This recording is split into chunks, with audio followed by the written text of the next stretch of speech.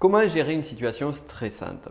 Il y a quelques jours, j'ai donné une conférence sur l'énéagramme et il y avait un point en particulier sur ces zones de stress, sur ces situations de stress et surtout lorsqu'on souhaite les surmonter.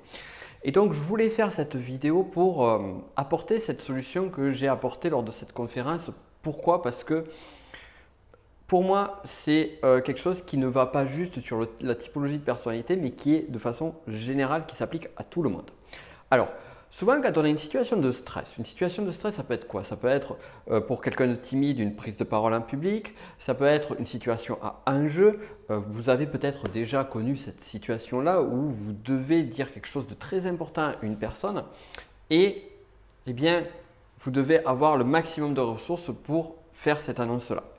Donc, ça fait partie de certaines situations stressantes. D'autres situations stressantes sont des situations sur lesquelles vous n'avez pas encore aujourd'hui les compétences pour pouvoir affronter cette situation stressante.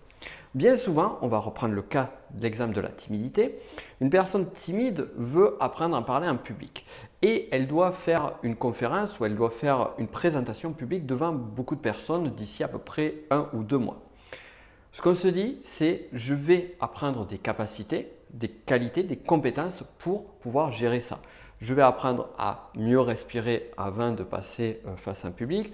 Je vais apprendre à m'exprimer plus lentement, plus calmement. Bref, on va trouver, et il est facile de trouver sur Internet, sur YouTube, que ce soit au travers de mes vidéos ou d'autres vidéos, bref, des livres, des formations, peu importe, il est facile de trouver des solutions à nos problématiques. Là où vient la grande difficulté, c'est que généralement on se dit ok, j'ai la solution à ce problème, j'ai la solution à cette situation stressante.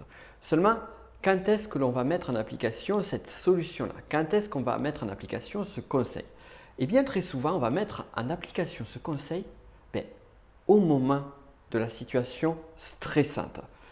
Et on espère pouvoir mettre en application quelque chose de puissant dans un moment où on va être en zone de stress. Et c'est là où se trouve la grosse erreur que font beaucoup de personnes. Et donc c'est pour ça que je voulais vous faire cette vidéo. Je vais prendre l'exemple suivant.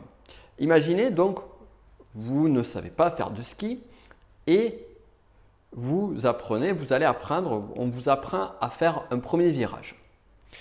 Est-ce que vous pensez sincèrement qu'en ayant tout juste appris à faire un premier virage ou en ayant tout juste compris comment faire un premier virage, vous allez pouvoir descendre la piste rouge ou la piste noire? Bien évidemment que non, ce n'est pas possible ou alors il faut avoir beaucoup de chance. Et en fait, ce qui se passe dans les situations de stress, c'est exactement la même chose. C'est que on a la solution à la problématique et on veut appliquer la solution à la problématique face à une piste rouge ou une piste noire.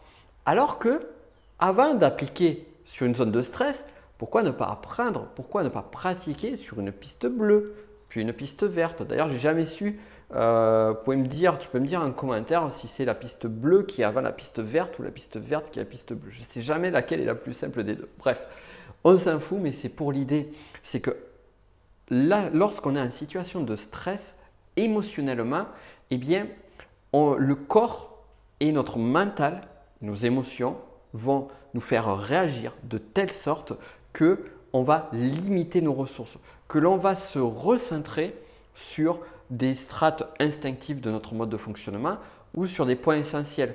Même en zone de stress, il est prouvé que le regard, la zone de vue, eh bien, elle va se réduire.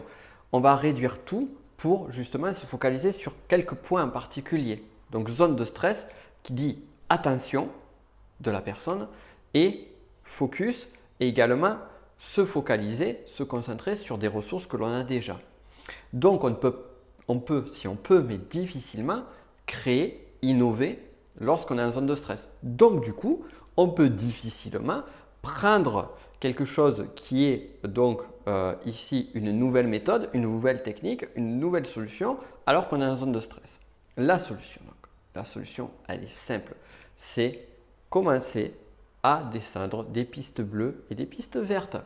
Une personne qui est timide, qui veut apprendre à mieux communiquer avec un public, Eh bien, plutôt que de suite atteindre le moment de sa prochaine présentation publique, atteindre le prochain moment hyper anxiogène où elle va se retrouver face à plein de monde, eh bien, plutôt que de faire ça, pourquoi, au contraire, ne pas commencer à s'entraîner à prendre la parole devant un petit groupe de personnes, s'entraîner à prendre la parole dans un dîner de famille, dans une situation qui n'est pas anxiogène ou très peu anxiogène.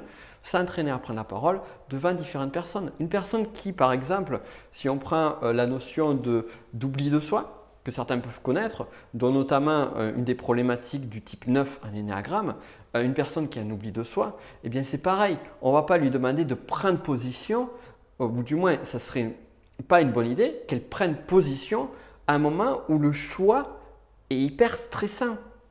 Où le choix, ça va être genre c'est qui tout double. Soit tu fais le bon choix, soit tu fais le mauvais choix. Si tu fais le bon choix, eh bien ça va aider tout le monde. Si tu fais le mauvais choix, ça va nuire à tout le monde. Si vous mettez une personne, déjà n'importe qui, mais surtout une personne en type 9 dans une situation comme ça va être hyper stressant. Alors plutôt que d'être dans cette situation hyper anxiogène de prendre sa place, d'affirmer ses choix, pourquoi ne pas le faire dans une situation de confort? Donc c'est l'exemple pour ça, mais ça va pour toute situation de stress où à un moment donné, vous avez trouvé une technique, une méthode ou des principes ou des choses à mettre en application pour changer cette situation de stress-là. Donc voilà, c'est aussi simple. En d'autres termes, quand on apprend à faire du ski, eh bien, on ne descend pas la piste noire, on commence à descendre les pistes bleues et les pistes vertes. Généralement, on fait la piste baby. Il y a toujours une piste baby dans les stations de ski. Donc ça, c'est… On apprend étape par étape et on apprend surtout avec un stress qui est réduit au minimum.